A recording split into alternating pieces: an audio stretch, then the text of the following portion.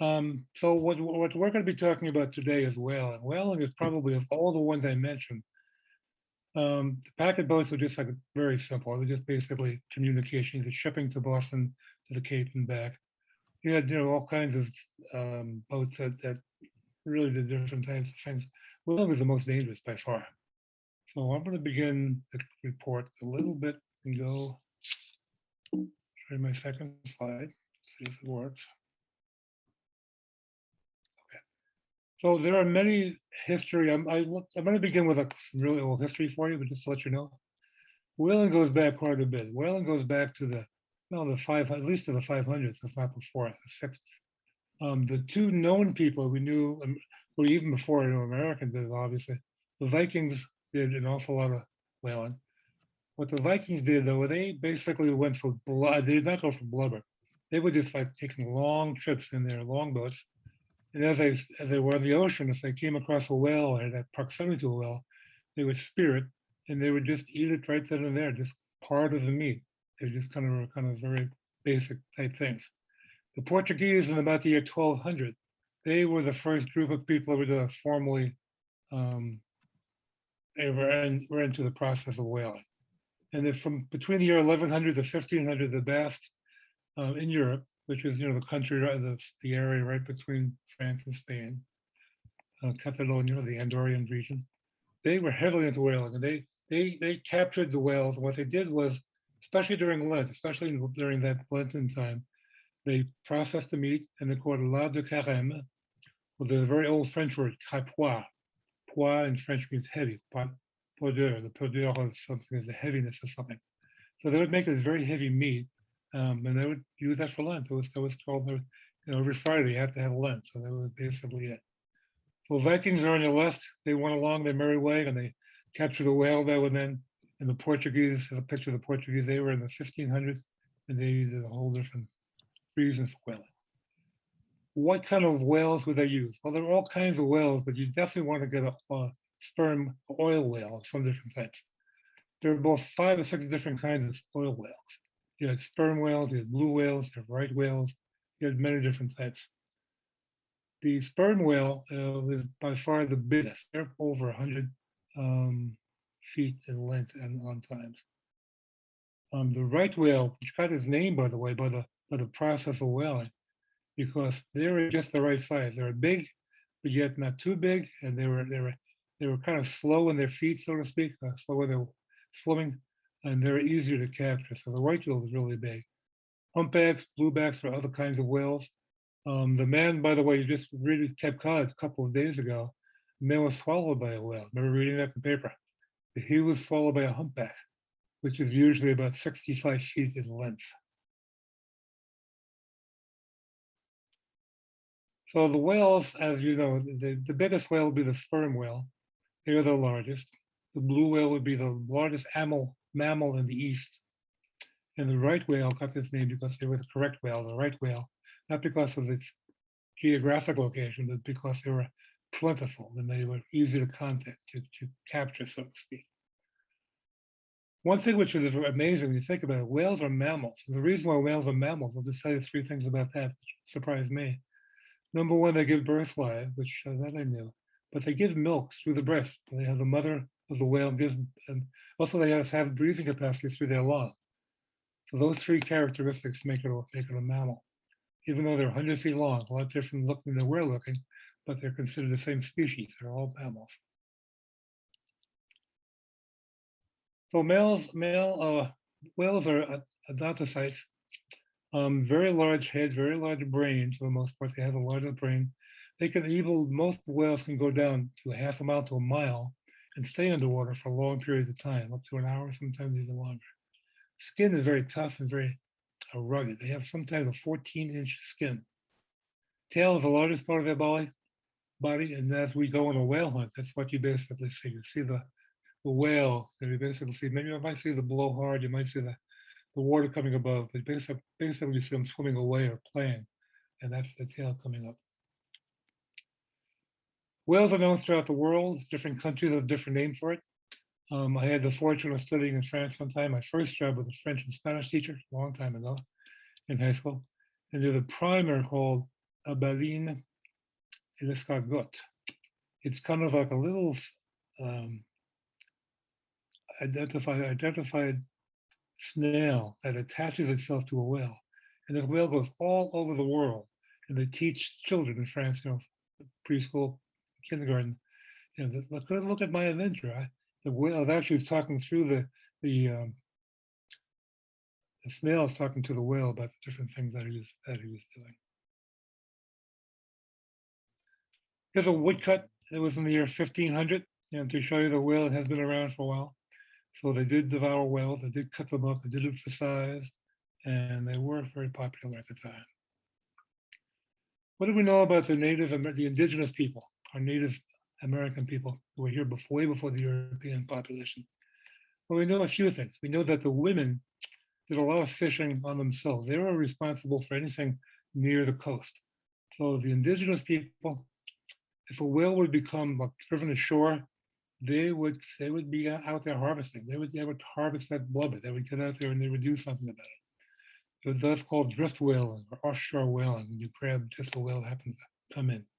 We also know that the Shinnecock tribe in Montauk, as well as the Aquina tribe, they basically had a ceremony, it was a religious ceremony called the Padawe, and the head chief would go out, they would capture the whale, they would go out in large 4 or 5 different boats, and they would circle the boat around and try to get the whale to come back to the shore.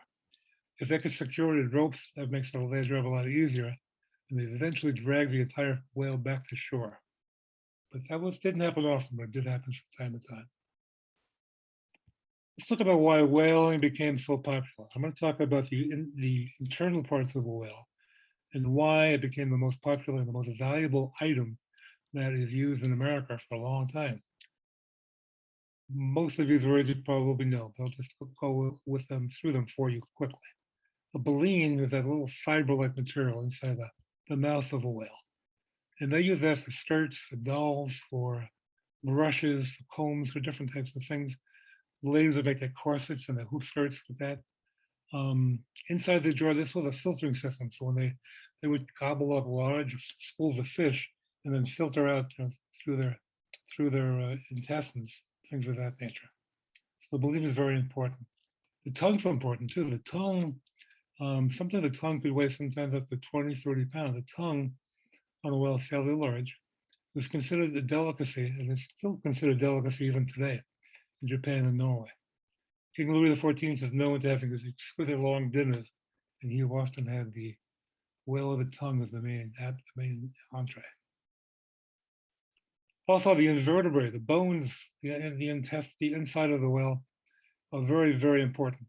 They could bend these things. They had different processes that they could use, and they could shape it. They can make chairs, they can make chess pieces, they can make all kinds of things. I remember as a child, I didn't know the importance of it, but I had the chess set. I don't know what happened. I think I gave it to my grandson, but I had a chess set carved out of ivory, out of tusk whale, out of the tusk. Whale oil is the main reason why whales are important. Between the years of but that's right after the Revolutionary War, whale oil was used to light homes. That's basically what the whale oil was for. Very popular. A little bit later, perfumes came into being. The early colonial people would mix it with tar and oakum, and they could use it for tarring substance. But basically, it was made from blubber. That's basically what they did. And some of it would also be used as an elixir. So you see pictures in like the 1820s of these sideshows and people selling these, medicine shows. That also would come from a whale as well. Ambergris is another part of a whale.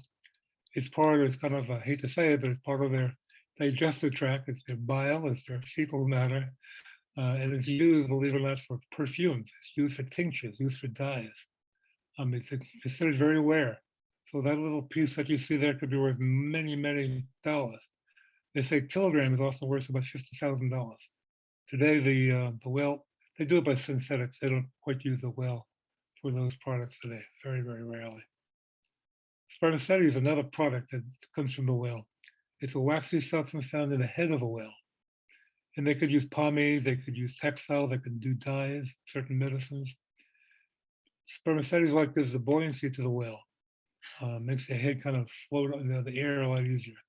It was also used very in the early American days for hives. If you got beaten by sting, by bee, or you had hives in a condition, that would be another reason you would use spermaceti. A very big use of the whale oil too. We know that we made candles with wax. We know about that.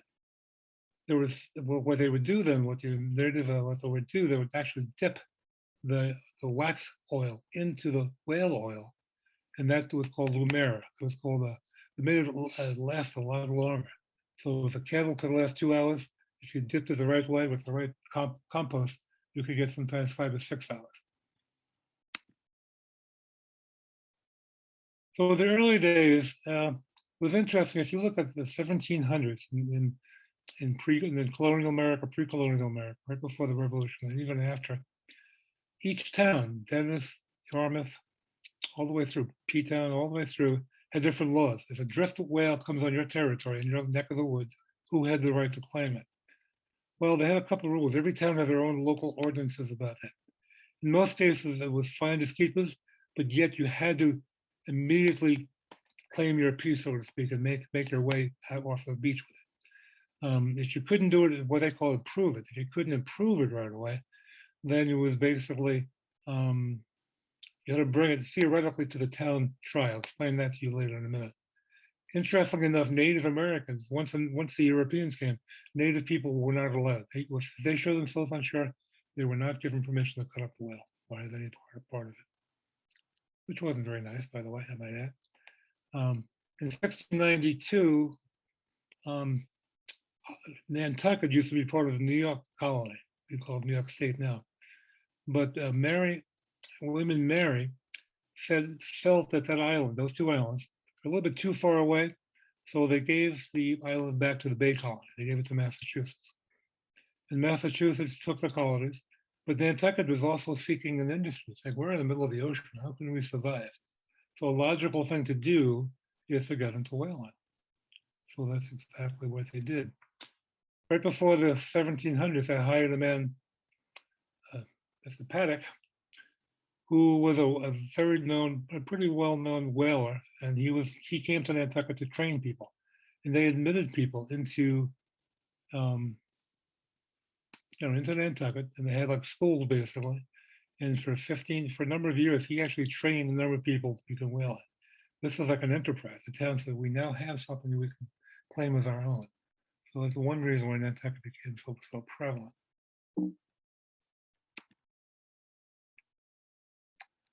Now, when it first began in the 1700s, look at the Cape Cod population. There were about, in the year 1700, there were about 300 Europeans, but there were 1,200 indigenous people.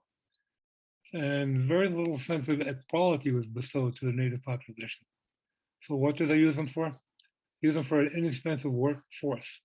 The women would stay near the shore. They would gather mollusks and clams and things of that nature. But they would get the men, and the way they would do that, they would allow the parents to buy things from a store. They had trading posts in stores in the town, and they would keep a ledger. You owe so much money for different foods, and they would encourage them to buy things. Once they had incurred so much money, then they said, in order to pay your debt off, we would like to have your son, normally a very young son, 15 to 20, be typical, to come on board and work as a whaler. And that too, on top of that, they were given kind of the lowest rank on the ship, and was just general help, and their duties would be very dangerous. We know that the whaling population was very dangerous. By about 1 1/3 the indigenous people who worked whales were either injured or severely hurt in the process of their career.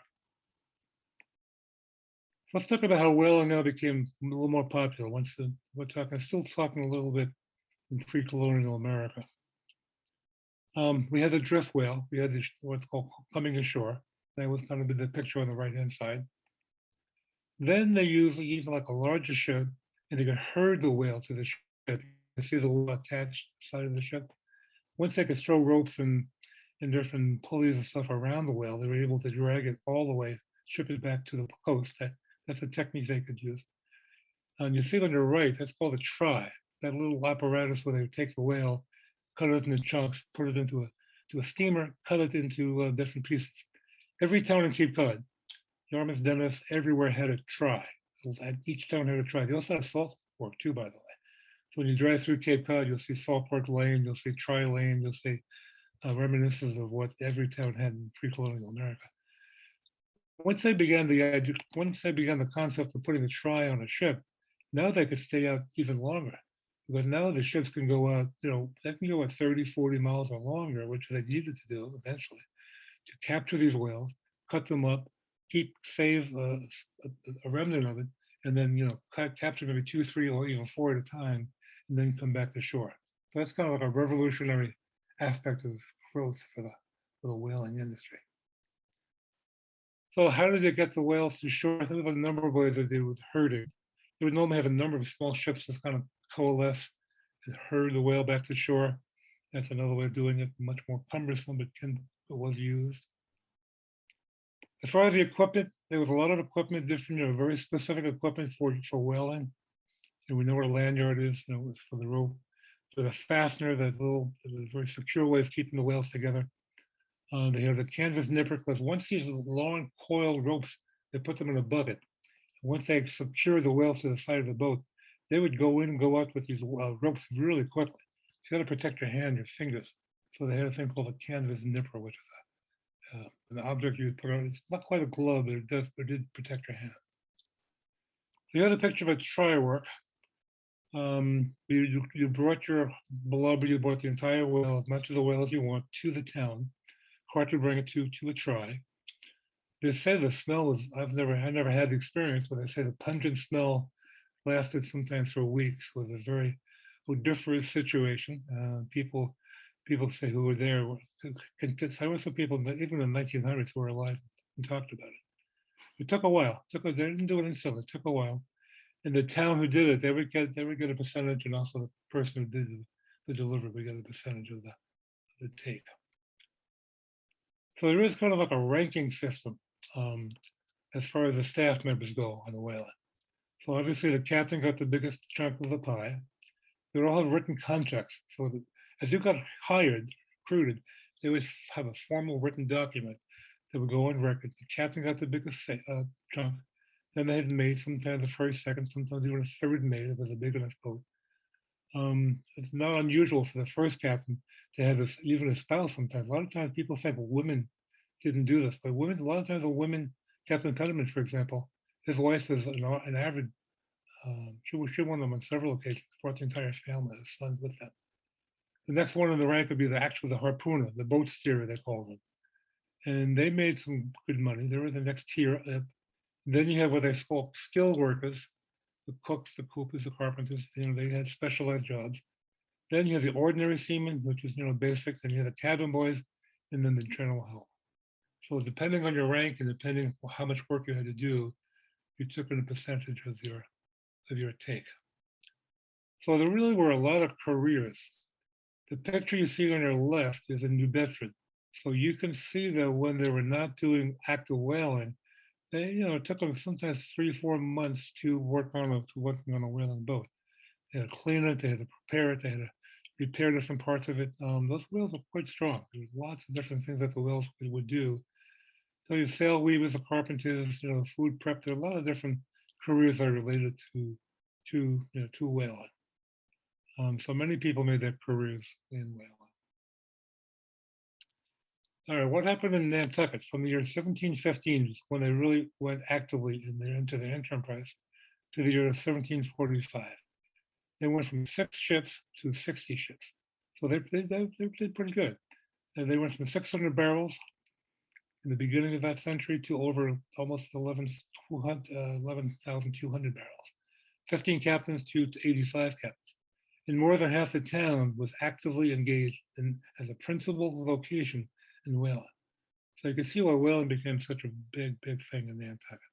The picture below is like 1900, so that's not an accurate picture for that era. One thing I came across in my reading of whales was interesting to me. Benjamin Franklin, who was a tremendous scientist, as you know, had a very active mind.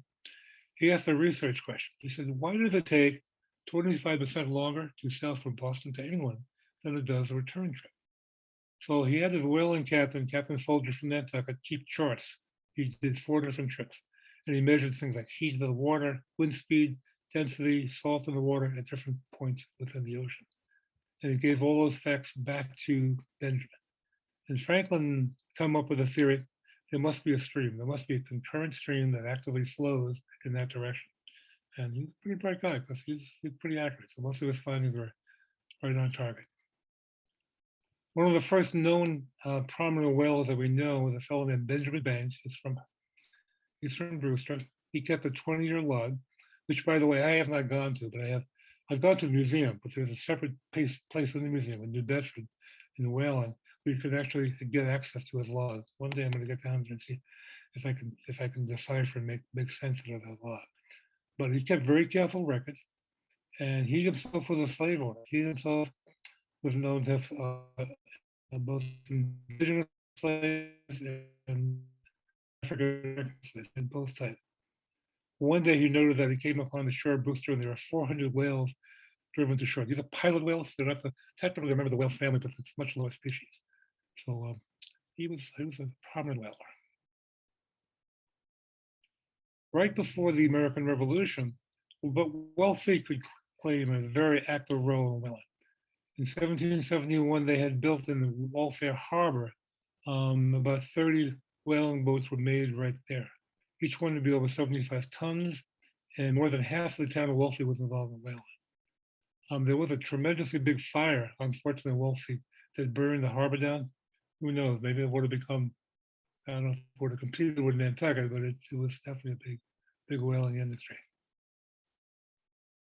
All right, so how did the American Revolution impact the whaling industry? Well, it impacted a number of ways. First of all, if you were captured either in the army or the military and anywhere on sea or land, you were given three choices. If the British captured you, you can go to jail and they could send you over to Europe. You could join the British Navy, they would impress you, or you could become a British whaler. So the British people, they want to get into the act too. They wanted to make a little bit of money as well. So they tripled their fleet. They went from 100 to 300 ships in a very short period of time by impressing all these people, mostly American or indigenous people. 1,000 men alone from Cape Cod were killed from whaling ventures. They left over 202 widows and 342 orphan children. And then New Bedford became, just about the time New Bedford became a very popular site as well. For a short time, Providence, Rhode Island became popular too. Moses Brown made most of his money in two different ways. He was a slave, he was a slave trade, and in whaling. He made lots of money, founded Brown University, he and his brother. He had 200 active fishing ships in the year 1800. There is a collection there too, again, which I have not had a chance to go see, in Providence, the Nicholson Maritime Collection, and they have logs there you can visit.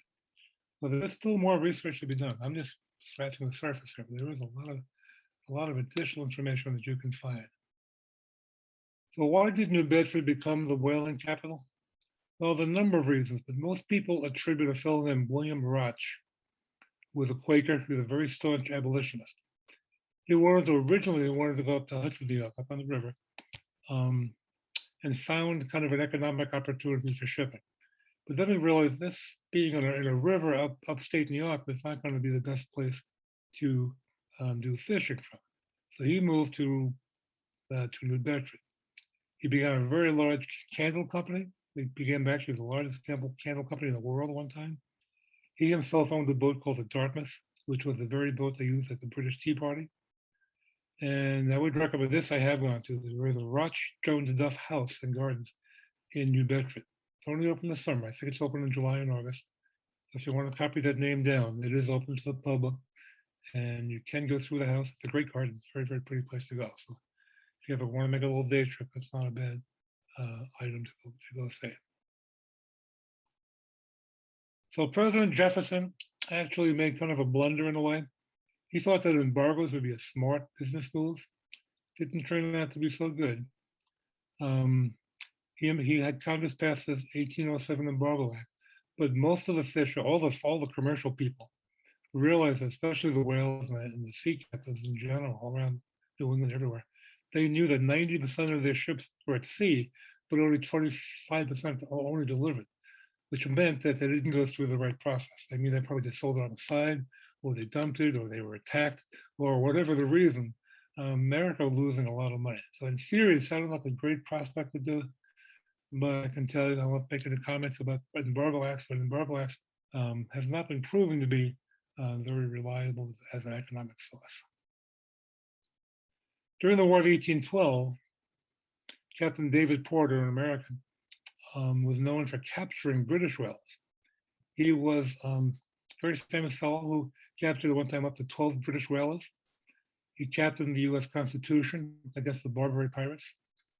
You know the Marine song, from the holes of Montezuma to the shores of Tripoli. Well, those are the shores of Tripoli. That would be the Barbary pirates. That would be, he was involved with fighting them at one point. At one point, he brought all of his 12 ships to Boston Harbor, just kind of as a bragging thing, and showed that they can be captured and release them. Back then, I guess you could take a man at his word, because this is the most unusual thing I've ever heard, but I think they kept their word. After he captured them, he would let the British sail of many of them just leave, as long as they wrote down in writing, "I will never fight against the American army again." So amazing, but it's apparently they did a lot of prisoner swaps as well. But that's a name that I found very interesting in doing some reading. Another fellow you might want to read about too is George Pollard, or the Lucky Essex. There was a boat in 1820 under the command of Captain George Pollard, was hit not once but twice by a very large sperm whale. And the boat was actually rammed so many times to a degree that they had to go, they actually had to abandon ship.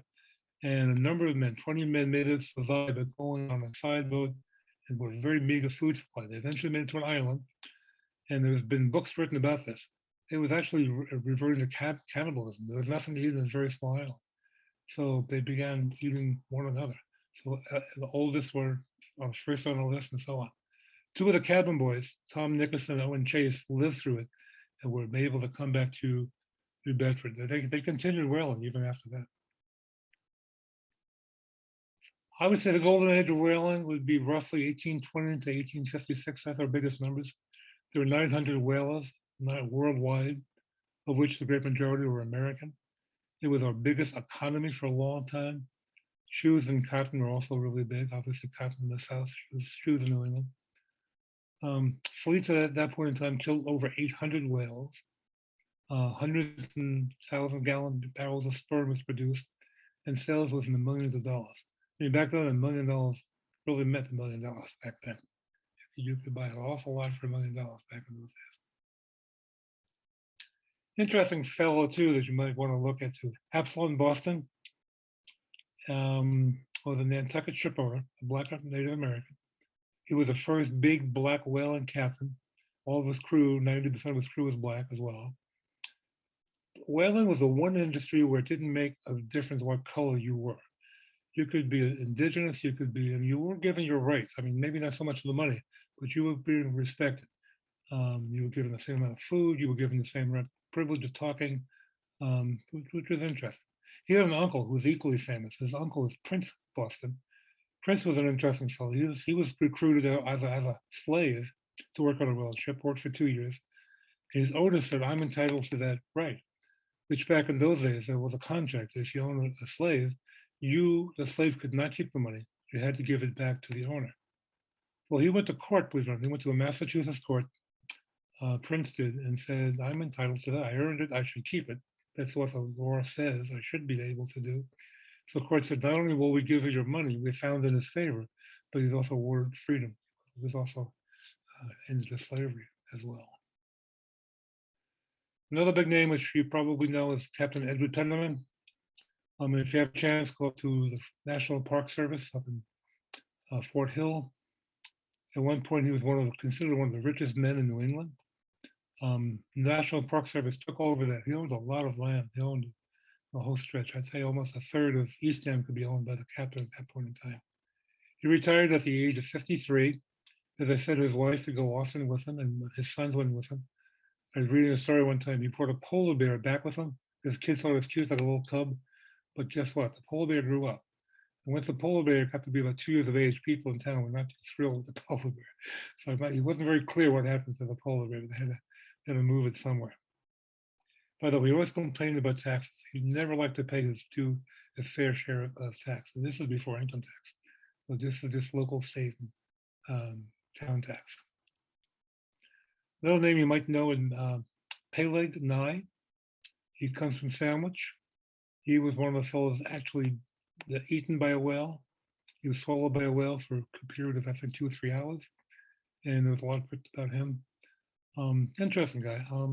Nothing too remarkable other than the fact he was eaten by a whale. But he did go on to become a sea captain in the whale ships several months after that. And then we just read last week about another fellow who was eaten by a humpback whale. Another famous captain we might talk about too would be Augustus Inglefield, another black whaler from Provincetown. He was one of our last active whalers. We know that he went out in 1902. They were still doing this. I think they have records of boats leaving from Provincetown as late as 1909. So whaling was still a very prevalent thing to do. He was racially diverse. He became a head mason. He became the head mason in the community of P-Town. He was also known for his generous spirit, donated a lot of money, helped the indigenous people. He was just considered a very popular man for his day. Someone else that you probably should be aware of is Jonathan Bourne. The town of Bourne, Mass. is named in his honor. He was a very young man, 18, 19 years old, when he realized that, well, it's probably going to be our next big thing in the early 1800s. So he couldn't wait to buy more stocks. So what they would do, you could buy a part ownership. It's like buying like a stock market. You could buy like 1/15 of a ship, 1/20 of a ship. So he began by buying small amounts, and then as he grew his wealth, he bought more. So eventually he became a ship owner. He owned a huge fleet. I think as many as 17 ships at one time. Also very active in politics. He ran for congressman, for a local congressman, alderman first, and then congressman. Very good friends with Governor Oliver Ames, a well-known politician in Massachusetts. His daughter acquired his money when he died and used a lot of his money to buy a new library and new equipment for the town of Bourne. So when it came time to pick a name, Jonathan Bourne was the name they chose for Bourne. Another interesting story I came across too, there was another whale called MOCHA. Sounds almost like too good to be true story. Sounds like I'm making this up, or someone's making this up. But before we had MOBY, we had MOCHA. And there was a book published in 1876. He was doing his deeds, I think, in the 1850s, more or less. It was a very large whale that used to ram boats. He did it by the dozens. He would ram ships left and right. There are many, many stories about it. There's one story in the book, which is probably not proven, but it said in one of the last things he did, he saw a female kind of in distress on an island, and he managed to move a boat in that direction and smash it up, and that saved her life. So I don't know how true that is, but that was in the book. But he was an interesting, a white whale. So he's very, the skin, his outside flesh, was described as white as wool. So now we're going to go back to Moby Dick in a way, because in December 1840, Melville, the 22-year-old former teacher, he taught with a teacher first, then he boarded a ship called the Acushnet, which was a whaling vessel, and sailed out of Fairhaven. On the 7th month on that voyage, his ship, the Acushnet, crossed paths with a boat called a Lima. And they would have what they call a gam. A gam was like a popular term they would use. The sailors would just sit around and just have a gab session. They would talk. Sometimes those gab sessions would last 2-3 days long. At that point in time, I mentioned the two names before, Chase and I don't think what's the Essex. I got the wrong name there. But they're both crew members, the young cabin boys who worked on the Essex, were the two boys who were there. And they spoke for several hours about being whammed by MOCHA. So that's pretty much the origin of the Moby Dick story, at least a precursor of it anyway. Another small subtopic to talk about would be scrimshaw art. So some, not all, but some sailors were very active and they were very artistic, some of them, not all. You had to bring a special kind of Indian dark ink on board to do this. You had a very crude needle that they would improvise themselves and make themselves. Back then, this art was not considered like a high art. It was considered like more like a hobby. but the ship, they would bring it back more as a gift. A lot of times the sailors would do this and give it to their wives, to their families. And today, of course, they value scrimshaw art very deeply. It's very, if you can get an original piece of scrimshaw, you have a very valuable commodity in your possession. But there's a lot of knockoffs today, so you have to be very careful. Another thing which I found interesting too, the Victorian age it lasted right through the age of Queen Victoria. She lasted until 1890, and there was a lot of Victorian interest in whaling and maritime art both. So they would have pictures of boats. A lot of times the Courier and I would have a magazine cover showing the whales. There's a farewell kiss. They use postcards. So catching whales and sailors in general would be something that was very, very popular in the 1890s.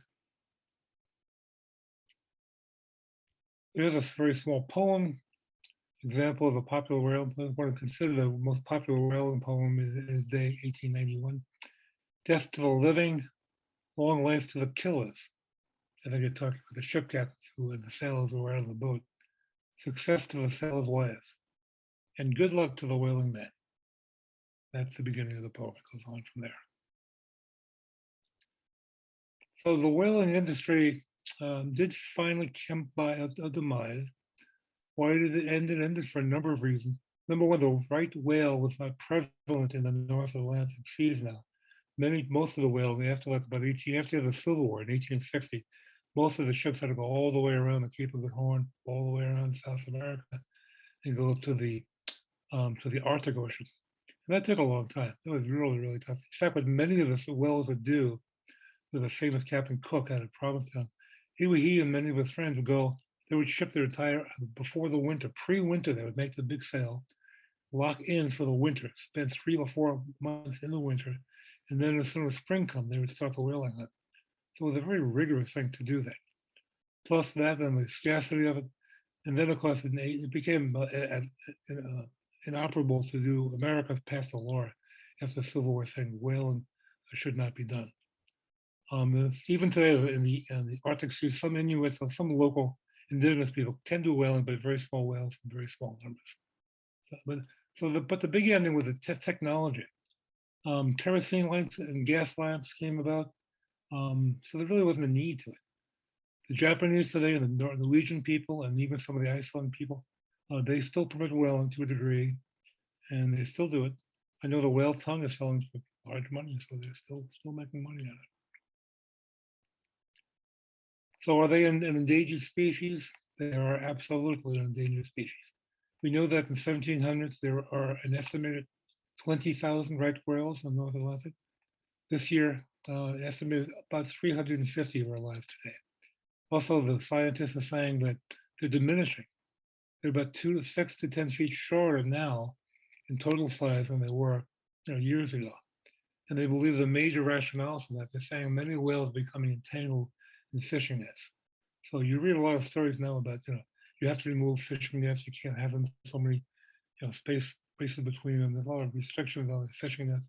Of course, the fishermen don't like that because how it impacts their duty. So it's a very unusual thing to do. All right, so I'll give you some generic facts. Hopefully you can copy my email if you want to correct me, because I just got my information from books. If I said anything that was inappropriate or you found information to the contrary, it might be fully accurate. I just basically read as many books as I could find about whaling in the last 2 years. So by all means, shoot me an email and tell me what the correct information should be, or if I can just answer questions. I found the topic interesting. I hope you found it interesting too. I really enjoyed doing the research, and I hope hopefully enjoyed the presentation. Thank you, Michael. Well done, and glad we got as many people in as we could scramble to get them in. If you got any questions, use the chat feature down below. And by the way, I'm glad Michael mentioned about the Roach Jones Duff House in New Bedford. It's really worth the trip, and it's a really nice house museum. So it is open now. It's open through October, and I think it was Nickerson was the other one you were thinking of, Michael, the other cabin boy. Okay. How long did it take you to accumulate this? How long have you been working on this? Well, I'm doing a lot of research on sea captains in general. So I wouldn't say I specialize just in whales. But I've been going to, I went to every historical society I could. I'd say about a little over 2.5 years. But libraries are good source of, like I'm saying, there's many other places. I wish I could have gone to New Bedford. There's a whaling museum in Bourne, which I did not get to, in Providence, but eventually I'll do more. But I really enjoy doing the little bit of research I did do. Yeah, so this is still a work in progress then. Oh, there's more to it. There's a lot more information I could gather from this. Might turn into a book one day. By the way, I'm finishing my third book. I'll just a very short side note. In Brewster, how I got me interested in sea captains in general. I guess I'm the local historian for the captain sea class, because as you know, each hull on Brewster is named after a sea captain, and there's nothing written about that. So I asked Mark if I could write a book about the sea captains. So if you go to either the library and look under my name, or look on the sea captains or the captain golf course. My first book was about the Brewster sea captains. And I have a new book coming out in a couple of months called The Cape Cod of Sea Captain History. So I mean, yeah, I'm enjoying it. I probably will write a little bit more as I go along. You mentioned how guys were paid. How was it? What was it based on? Was it the catches? How did they determine who? What was it? What was the ultimate payout based upon? And when was it paid out? So the way they would do it, there was like a pre-written condition. Everyone who went on a whaling ship, for the most part, had an agreement with the owner of the ship, not the captain, but the owner of the ship. And the owners usually were never on the ship, by the way, just the captains. Okay, so the first captain, the primary captain, he got the most money. And then the mates, first mate, second mate would be the highest. So there was the status. Then the harpooner would be next, and then the skilled workers, and then cabin boy, and so on. So there were different ranks. And the way they would do it, like when the ship came into port, let's say a ship came into Nantucket or Provincetown, wherever it came into, Providence, they would process the blubber. Money would be paid out based on how much blubber there was there. So every little inch of the whale is used. Believe me, every inch was used by somebody. You would sell it to a vendor, and they would keep careful records. So once I had final records of all of that could take a while. By the way, that process could take 2 or 3 months. Once I know that ship coming in, you were on the ship, there is an amount of money coming to you, there's a percentage. So the general help might be given, I'm making this number up, like 2%, cabin boys maybe 1%, captains maybe made 10%. So different rankings made different amounts of money depending on how many people there were and how much money. Really the generosity, the owner of course took the biggest amount. So it was really very, in a way, but it was good in the fact that indigenous people and Black people were given equal, in a sense equal, because they could at least work. There weren't a lot of jobs open to indigenous people and Black people in America at that point, but that would be one of them. On that point, did you find anything that gives percentages of how many non-whites made up whaling crews in the United States? No, the only thing I could find is everything I read from like I say, the pre-revolutionary colonial, about until the war, like the early 1700s, it seemed like most of the ships, seemed like more than half of them had Native American people to a large extent. Maybe more than a quarter, almost half of them were indigenous people. After the Revolutionary War and beyond, not as much. Then it became more or less a white man endeavor, so to speak. You mentioned that whaling's still legal in places like Japan, Norway. We also know that there's been pushback. What's the future hold for those countries? Are they are they still insisting that they're going to be whalers? Are they considering getting out of that? Yeah, there is pressure. I mean, obviously there is pressure, but I think if the world, like, so to speak, if the UN, all those large world organizations, if they said we categorically would want you to end and will sanction you if we don't, there's no sanction involved. So they're asking them politely. So if that's what they're going to do, I don't suspect that those countries will stop doing it. I think they will continue for a while. But again, it is a shrinking population. So if we're not careful, we could lose the whales. I got a feeling that there is some indication that it might be growing again, but the data on that is still preliminary. I'm not sure if we're right now we're a very dangerous sport. It's certainly an endangered species at the very least. What was the life expectancy on a whale ship? How many whalers were killed or injured on a typical voyage? depending on the year. The earlier they didn't have the technique down as well. So, the early pre-colonial was pretty high. I would say it's almost a third of the people have either serious injuries or not. And sure enough, most of those people would be the indigenous people. So it was really dangerous. It was a very dangerous test. So in other words, in order to do the harpooning, that was dangerous in itself.